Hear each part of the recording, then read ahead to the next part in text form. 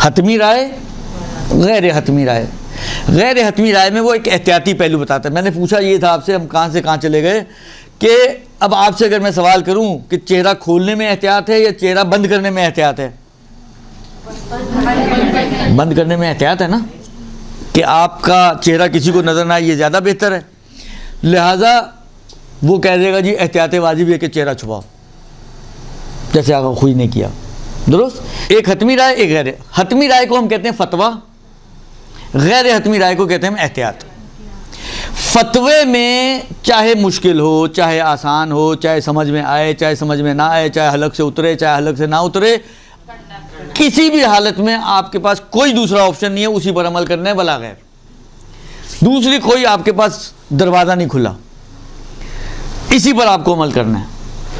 لیکن جہاں پر احتیاط واجب ہے وہاں پر آپ کے پاس ایک چھوٹا سا دروازہ کھلا ہوا ہوتا ہے، تو دو آپشن بن جاتے ہیں. پہلا آپشن اسی پر عمل کر لیں احتیاط پر.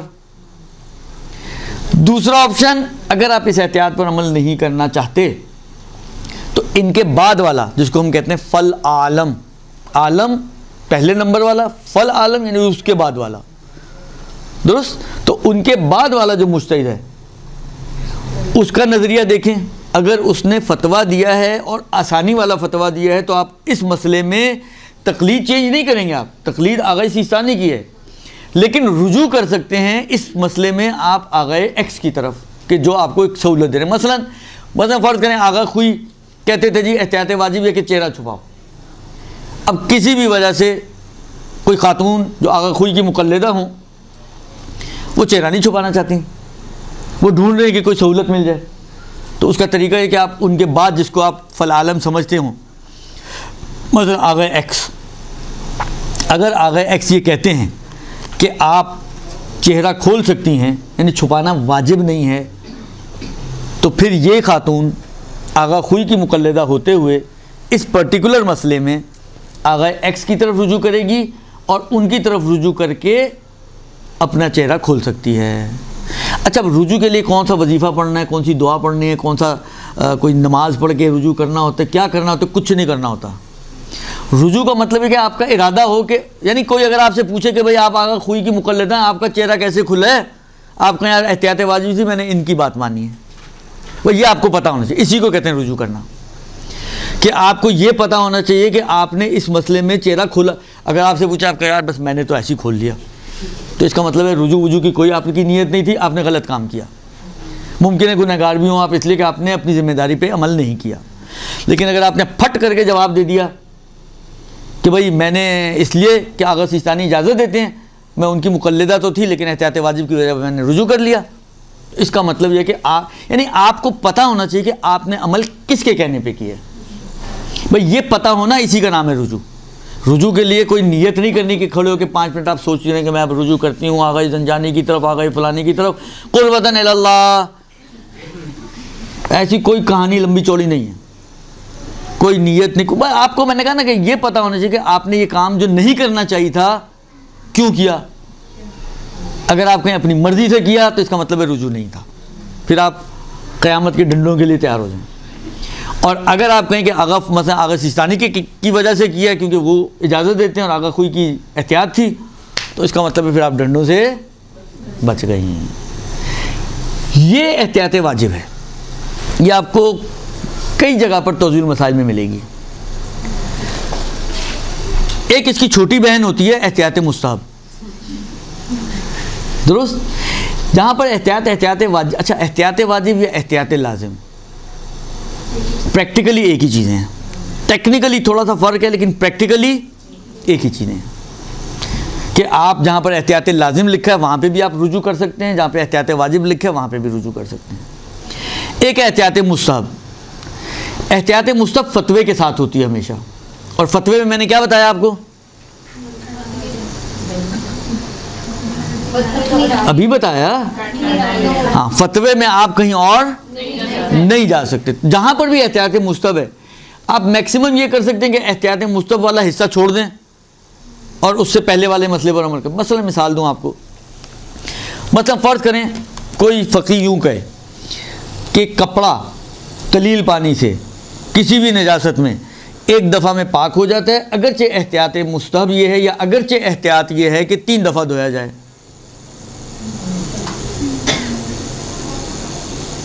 جملہ سمجھ میں آیا آپ لوگوں کو؟ پھر سے بولتا ہوں، ہاں،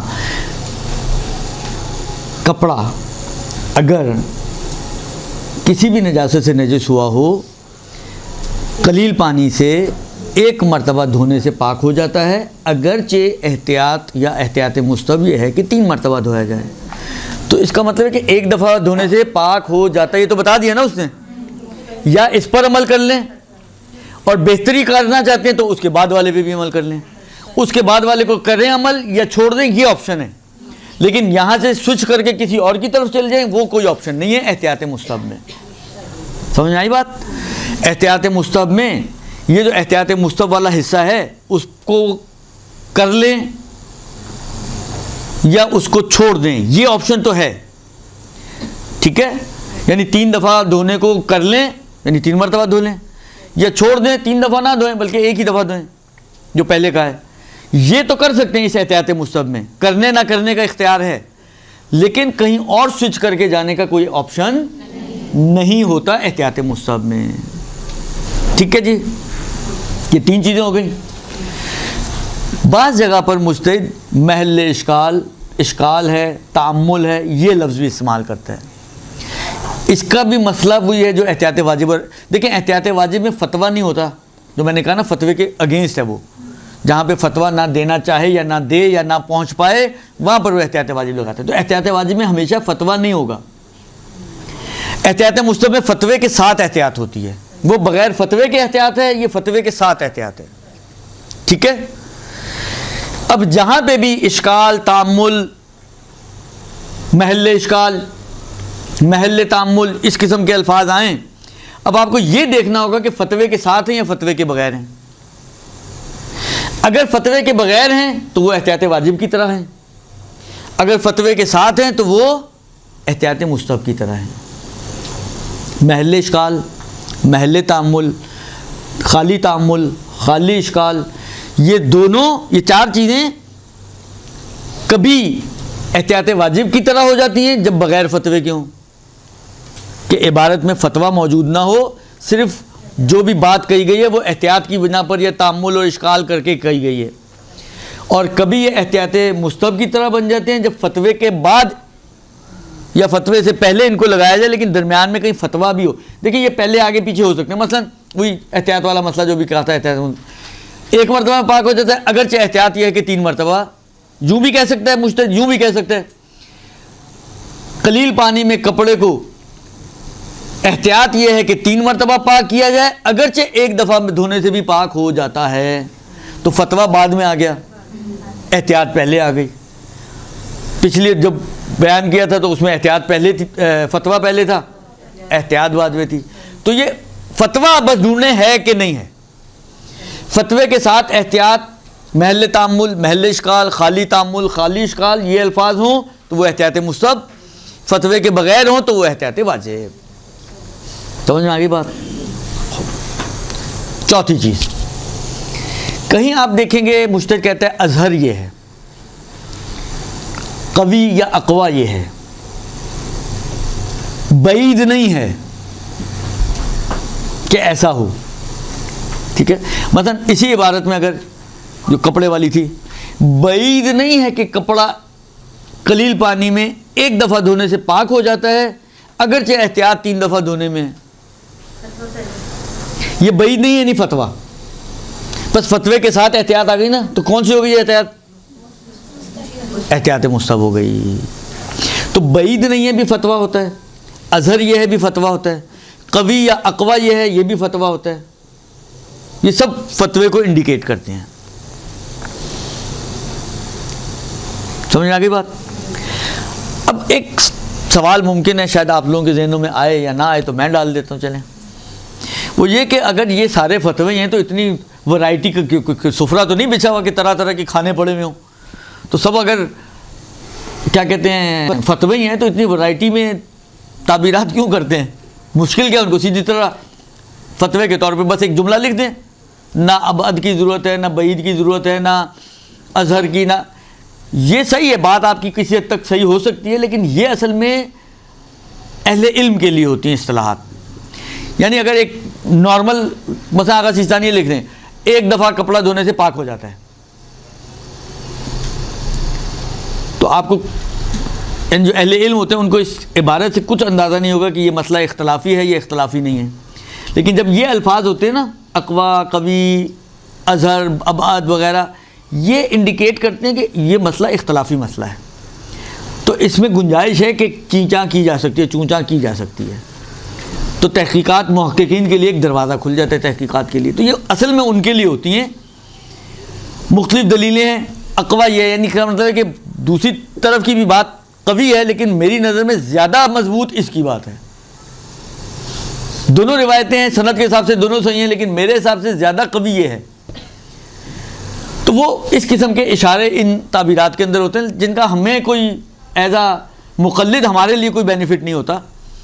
اسی لیے آج کل ایک ہمارے کچھ دوست احباب ہیں، بچے ہیں ہمارے، انہوں نے ایک کام شروع کیا ہے. اب مجھے نہیں پتا آپ میں سے کتنے لوگ فقہی گروپ میں ہیں اور کس گروپ میں ہیں. انہوں نے کچھ پوسٹیں بنانی شروع کی ہیں اور اس کو ان اصطلاحات سے بے نیاز کرنے کی کوشش کی ہے. مسائل، چھوٹے چھوٹے سوال، مثلا جہاں پہ ہے احتیاط واجب ہے کہ حرام ہے، لکھ دیتے ہیں جواب میں حرام ہے، بریکٹ میں لکھ دیتے ہیں احتیاط واجب. لیکن مسئلے کے طور پر آپ کو پتہ چل گیا جی یہ اس کا کلیئر کٹ مسئلہ ہے کہ جی یہ کام حرام ہے مثلا. تو یہ کام انہوں نے شروع کیا آہستہ آہستہ، دیکھیں اب کہاں تک پہنچاتے ہیں وہ بھی. تو یہ کچھ اصطلاحات ہیں جن کو آپ اپنے ذہن میں رکھیں، اس لیے کہ یہ آپ کو جگہ جگہ پر قدم قدم پر توضیح مسائل میں ان کی ضرورت پڑتی ہے. آپ کو پتہ ہونا چاہیے کہ میں نے اس کو ایز اے فتویٰ ڈیل کرنا ہے یا ایز اے احتیاط اس کو لینا ہے. اگر احتیاط ہے تو واجب والی ہے یا مستحب والی ہے، تاکہ میں دیکھوں کہ مجھے رجوع کرنا ہے یا نہیں کرنا ہے، گنجائش ہے رجوع کی نہیں ہے. یہ ساری چیزیں آپ کے لیے کلیئر ہوں گی اگر یہ چیزیں آپ کے ذہن میں ہوں گی تو.